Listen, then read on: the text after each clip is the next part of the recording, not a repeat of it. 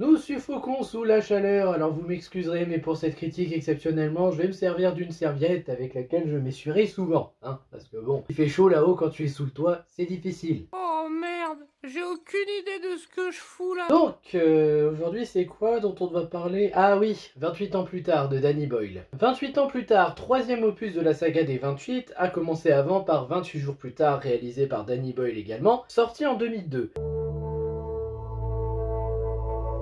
Autant vous dire que ce film a fait sensation à l'époque, hein, un film d'infecté original, grandiose, qui a su marquer les esprits, et il y a moi qui ai trouvé le film génial. Alors génial, mais pas exceptionnel non plus, dans le sens où je trouve qu'il a malheureusement mal vieilli pour 2002, même en se voulant réaliste, je trouve que la photographie est problématique, et j'avais moyennement apprécié le montage aussi. Ah, le montage quand les infectés attaquent, c'est problématique. C'est pas le seul film qui va souffrir de ça. Mais force est de constater que oui, j'ai adoré 28 jours plus tard. Je trouve le film génial, je m'intéresse aux survivants, notamment Jim, qui essaye de garder son humanité, et où je sens quand même un petit peu d'inspiration de Walking Dead, hein. Oui, Walking Dead s'est inspiré de 28 jours plus tard à mon avis, au moins pour le début. Mais vraiment, oui, 28 jours plus tard est génial, Jim était attachant et intéressant du fait d'essayer de garder son humanité malgré ce monde autour de lui d'infectés. Pareil pour Selena qui, elle par contre, a une mentalité survivante en mode oui, faut pas hésiter à tuer, à ne pas faire confiance. J'aimais bien ce duo, ça crée même une relation assez intéressante entre les deux. Et bon, j'aime bien les règles fixées par le film, les règles qu'on devine avec la mise en scène et tout. Mise en scène bien gérée malgré un montage problématique. C'est-à-dire que les infectés sont souvent en bande, sortent surtout la nuit, donc craignent la lumière, de ce que j'ai compris, ils n'aiment pas la lumière du soleil, et ça marche. Ça instaure des règles intéressantes et qui fonctionnent. Qui diffèrent un peu des films de zombies qu'on connaît, oui, mais qui fonctionnent quand même. Après 5 ans plus tard, nous avons eu 28 semaines plus tard, non pas réalisé par Danny Boyle, cette fois il n'était qu'à la production, mais réalisé par Juan Carlos, etc. Je suis désolé, j'ai pas retenu le nom de tête et j'ai pas mes notes sous les yeux. J'essaye de ne pas brancher trop de machines, parce que vu la chaleur, faut éviter de chercher les ennuis.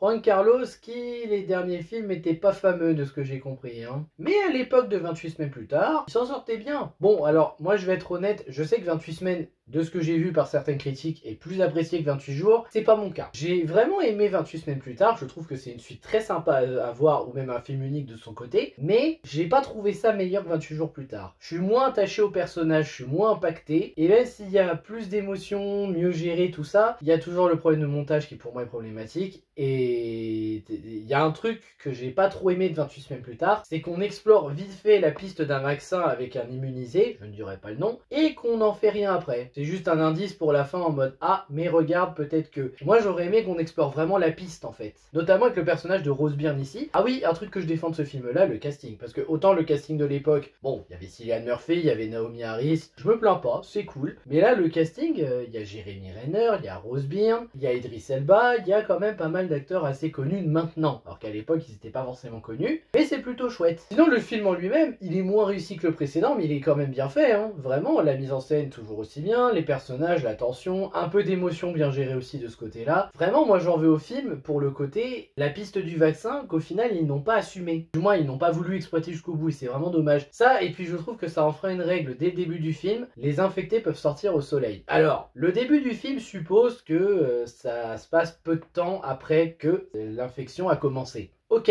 combien de temps exactement? Moi c'est ça que j'aurais aimé savoir, parce que je veux bien croire avec le temps que finalement les infectés peuvent sortir au soleil maintenant. D'ailleurs c'est quelque chose auquel je crois plus dans 28 ans plus tard, vu que là il s'est écoulé des années. Mais là, dans 28 semaines plus tard, le début du film, qui se passe quoi, quelques jours après le début de l'infection, bah, c'est un peu dur à croire. Ou alors c'est 28 jours plus tard, je sais pas, parce qu'il donne pas de période. Je trouve que c'est un peu difficile à croire de ce côté-là. Par contre j'aime bien le côté, essayons de reconstruire la société, ça marche pas, ça va déraper. Des ficelles un peu prévisibles, mais 28 semaines plus tard, était assez chouette. Sauf que vous, ce qui vous intéresse évidemment, c'est 28 ans plus tard. Oui, mes enfants, oui.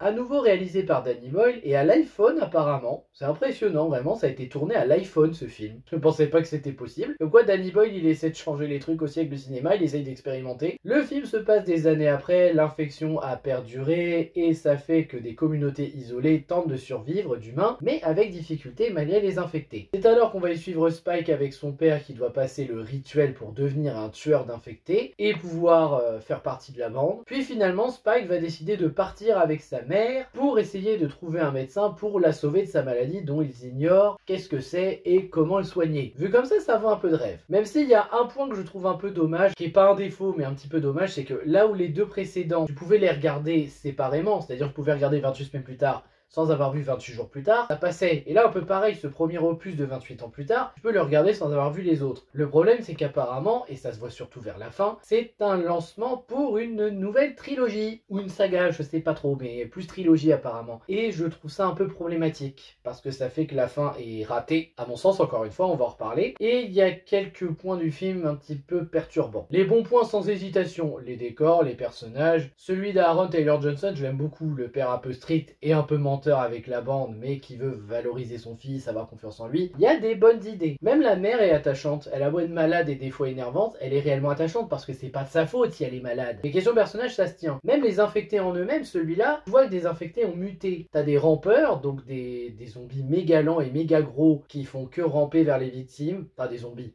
Des infectés, pardon, on va éviter de dire zombies vu que le terme n'est pas utilisé ici. On a toujours les infectés normaux, les coureurs là, excités de la vie, qui nous poursuivent. Et on a des nouveaux qui sont les plus dangereux, des alphas. Les alphas, c'est clairement les dominants des infectés. Ils sont plus intelligents, plus forts. Ouais, autant dire que les tuer, c'est pas aussi simple. Et c'est intéressant d'avoir fait des infectés comme ça. Ce qui fait aussi que le virus a muté avec le temps et a fait des nouveaux infectés. Un peu comme les claqueurs dans The Last of Us. Les personnages sont attachants, le côté émotionnel est géré. L'attention, j'avoue que j'y crois un peu quand même, hein. Vraiment, quand les infectés attaquent, encore une fois, je crois en l'attention du film. Le jeu d'acteur aussi qui est très efficace. Il y a beaucoup de choses de positif à dire sur le film parce qu'il vaut le coup et je pense que c'est mon préféré des trois. Et pourtant 28 jours c'est un film que j'ai en haute estime. Mais je ne peux pas tout sauver du film, à commencer par les problèmes de montage qui sont revenus. Parce qu'autant l'horreur, mise en scène, tension, c'est toujours efficace. Le montage, par contre, c'est toujours aussi chaotique. C'est toujours autant de plans en 1 ou 2 secondes. Je ne sais pas ce qu'a Danny Boyle avec le montage, mais en tout cas, dans cette saga de 28, il a un petit peu de difficulté à faire du bon montage, je trouve. Oui, après, c'est la panique, on peut se permettre autant de cuts. Oui, mais moi, ça me convainc pas, personnellement. On a aussi la grosse ficelle scénaristique, hein, du genre Spike qui essaye de trouver un remède pour sa mère. On voit un petit peu où ça va mener. Ça reste bien fait et ça apporte une bonne évolution au personnage de Spike, mais quand même. Et sinon, la fin, qui fonctionne pas parce que c'est là pour teaser la suite, et je trouve que ça ne marche pas, mais je vais m'expliquer. Et enfin, je pense que là, ils se sont dit, dans le précédent, on avait exploité très vite fait le fait qu'on puisse avoir des personnes immunisées. Là, si on le refaisait, mais d'une autre manière intéressante, voire même intrigante. C'est bien d'un côté, et de l'autre, tu sens que c'est pour lancer une trilogie, une franchise. Juste que ça joue pas un grand rôle dans le film, quoi. Tu sens que ça sera plus pour la suite, et c'est peut-être ça qu'on pourrait reprocher. Donc un mini spoil dans le sens où, la fin du film, en fait, la fin aurait pu être bien si ça avait été Spike avec sa lettre, et le fait qu'il combatte des infectés en ne sachant pas s'il va survivre ou pas. J'avoue que dans ce sens-là, ils auraient fait la fin comme ça aurait fonctionné. Le problème, c'est que non, Spike tombe sur un groupe de survivants un peu spécial, et c'est là que ça part en vrille, je pense, hein, parce que les mecs, ils arrivent, t'as une musique vraiment à fond de métal, ils sont en train de démonter des infectés,